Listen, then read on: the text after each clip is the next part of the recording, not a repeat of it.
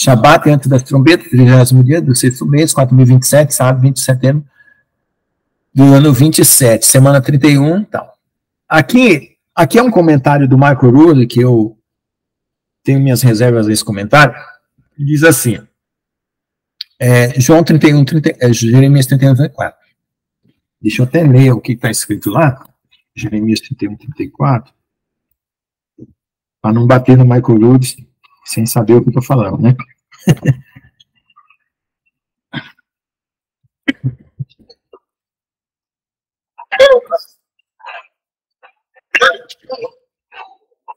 Então, e não ensinará mais cada um o seu próximo, nem a cada um a seu irmão, dizendo, conheci o Senhor, porque todos eles me conhecerão desde o menor até o maior, diz o Senhor, porque lhe perdoarei sua maldade e nunca mais lembrarei seus pecados. Tá, tudo bem. É o Espírito Santo Elohim que guia o indivíduo para a verdade. Nem todos serão chamados, e menos ainda responderão de forma adequada. Chamados, todos foram.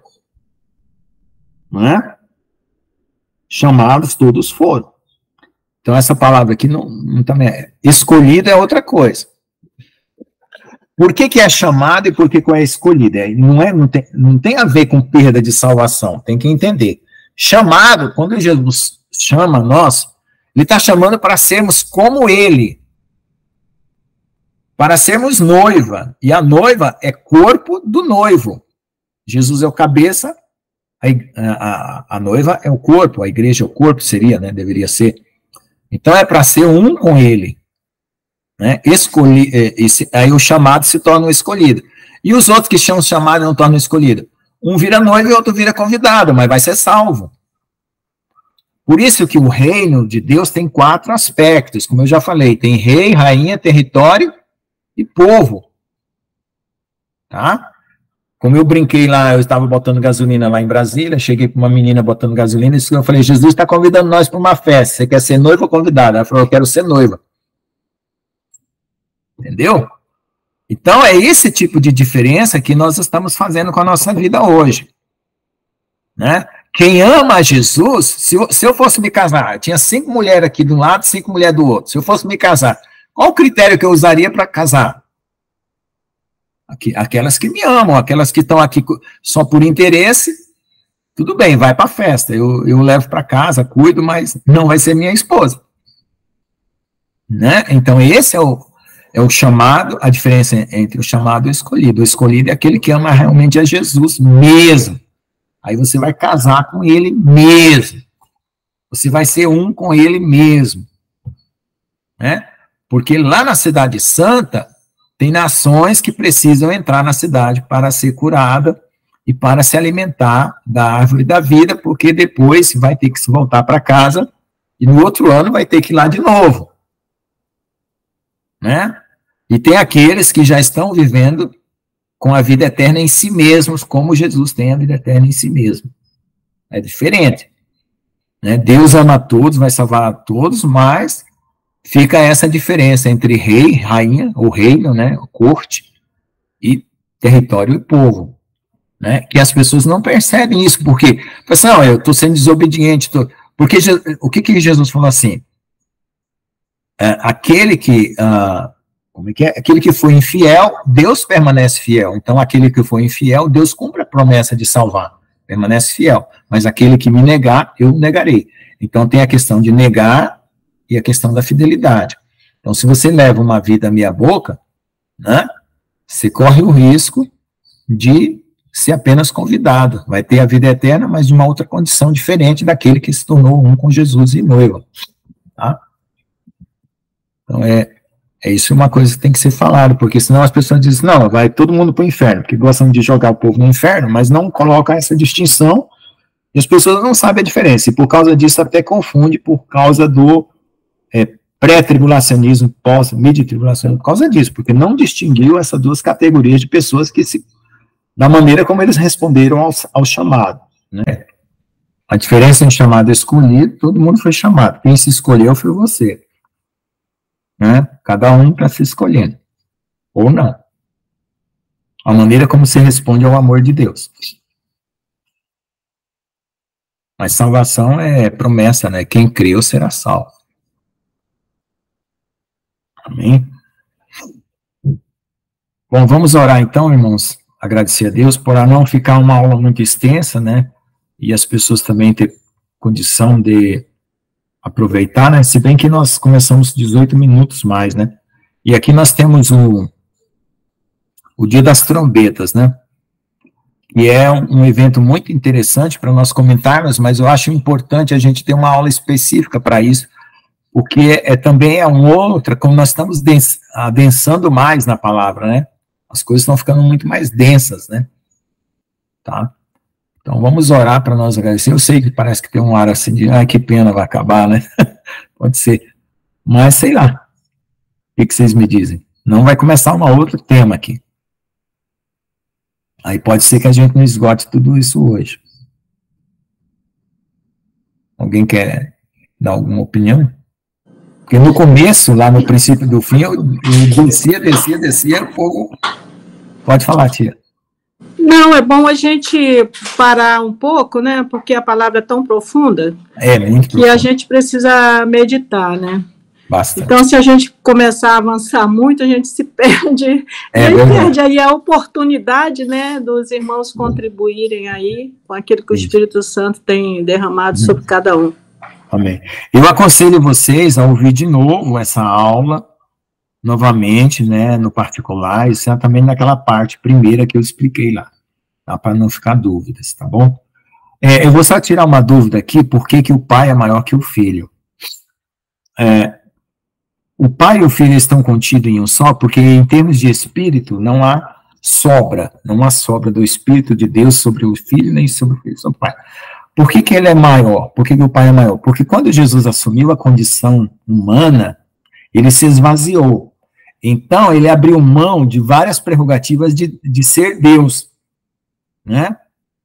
Então, por exemplo, Jesus não poderia estar em todos os lugares ao mesmo tempo, mas o Pai poderia.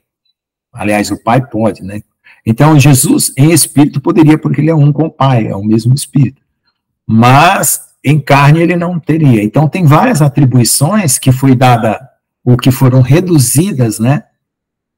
Para que Jesus tornasse um homem, né, materialmente falando, que o Pai não, né, o Pai continuou como Deus. Então é por isso que ele fala que ele é menor, mas em conteúdo de espírito e em unidade, eles são um, né, não tem sobra e nem falta.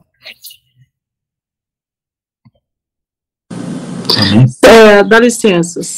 Um também pelo seguinte, porque Jesus é o amor de Deus encarnado. Uhum. Jesus é a essência do amor. E ele se esvaziou de todos os outros poderes para ser essencialmente o amor, porque se não fosse pelo amor de Deus por nós já teríamos sido tragados aí pela serpente, tá? Uhum. E somente o amor de Deus puro, em essência, poderia vir aqui e nos dizer, olha, o caminho de volta é esse. Olha, eu vou morrer por vocês. Olha, eu vou fazer tudo o que for possível para que vocês retornem para mim. Então, eu vejo assim, tá? Uhum. Jesus é o amor de Deus que se fez carne e se tornou um de nós para morrer no nosso lugar. Amém. E somente o amor é que nos capacita para isso.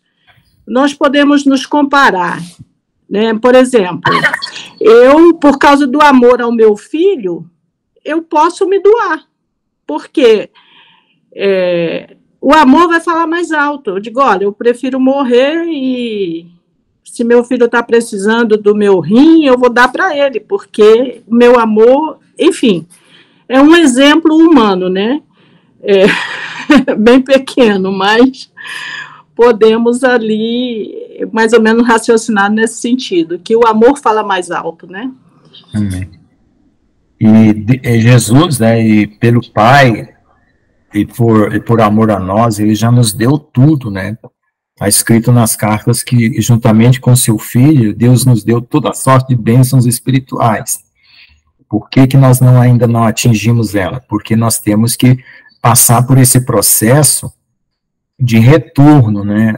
Eu uso a palavra retorno porque quando você mergulha na comunhão com Deus, você está buscando o seu eu, que foi antecipadamente colocado lá antes da criação do mundo. Esse eu é o verdadeiro eu seu, que é o eu que tem comunhão com Deus, não é esse ego, tá? Porque até para renunciar a mim mesmo, alguém tem que renunciar. E quem é aquele que renuncia? Sou eu. Né? Então tem um eu renunciando um eu. Então, quando você faz esse tipo de busca, você está, eu coloquei aí, dimensionalmente retrocedendo no tempo, e se reidentificando com aquele que foi colocado no princípio, porque quando Deus te concebeu, ele te concebeu perfeito e santo, que foi a última coisa que o pastor João falou na live, até na live anterior. Quando Deus, ele não faz nada errado, não faz nada impuro. Quando ele concebeu a tia Ricardo, o irmão Francisco, o irmão João, eu, lá antes da fundação, ele concebeu puro e santo. Só que nós entramos nessa barca chamada mundo e tempo, né? Que não é a eternidade. E nós vamos voltar, né, para nosso eu puro e santo. Porque esse eu que a gente assume aqui, que não cumpre a vontade de Deus, é o eu que a serpente, quer dizer, é um eu falso que a serpente introduziu, contaminando a nossa carne. Né? Por isso que o pecado é jogado na carne, para o espírito ficar limpo para poder voltar. Né? Todo pecado é condenado na carne, para poder o espírito poder fazer essa viagem no tempo, né? E na pureza do coração, na profundidade, né? Porque aí você está totalmente no espírito e totalmente rendido a Deus. Mas isso é uma caminhada. Nós vamos no tempo para frente, mas no espírito nós vamos para trás. É uma caminhada até chegar onde, olha, eu cheguei, agora suba, vamos embora. Amém? Quem vai orar?